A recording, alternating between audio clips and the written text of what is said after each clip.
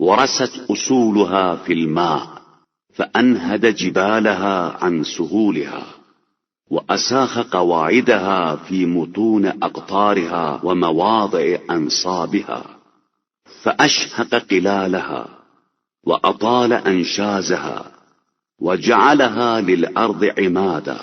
اور ان کی جڑیں پانی کے اندر راسخ ہیں. ان کے پہاڑوں کو ہموار زمینوں سے اونچا کیا اور ان کے ستونوں کو اطراف کے پھیلاؤ اور مراکز کے ٹھہراؤ میں نصب کر دیا.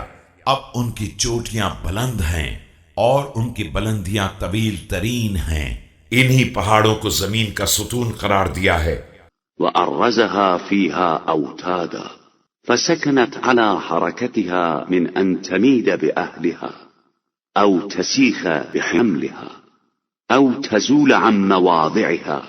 اور انہی کو کیل بنا کر گاڑ دیا ہے جن کی وجہ سے زمین حرکت کے بعد ساکن ہو گئی اور نہ اہل زمین کو لے کر کسی طرف جھک سکی اور نہ ان کے بوجھ سے دھس سکی اور نہ اپنی جگہ سے ہٹ سکی.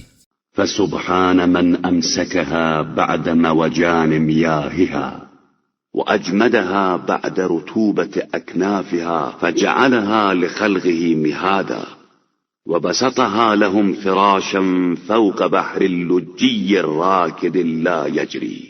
پاک و بے نیاز ہے وہ مالک جس نے پانی کے تموج کے باوجود اسے روک رکھا ہے اور اطراف کی تری کے باوجود اسے خشک بنا رکھا ہے اور پھر اسے اپنی مخلوقات کے لیے گہوارہ اور فرش کی حیثیت دے دی ہے. اس گہرے سمندر کے اوپر جو ٹھہرا ہوا ہے اور بہتا نہیں ہے. وقائم لا يسري تكركره الرياح العواصف وتنخضه الغمام الذوارف إن في ذلك العبرة لمن يخشى.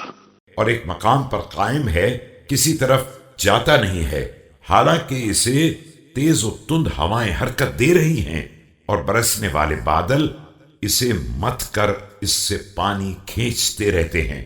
ان تمام باتوں میں عبرت کا سامان ہے ان لوگوں کے لیے جن کے اندر خوف خدا پایا جاتا ہے.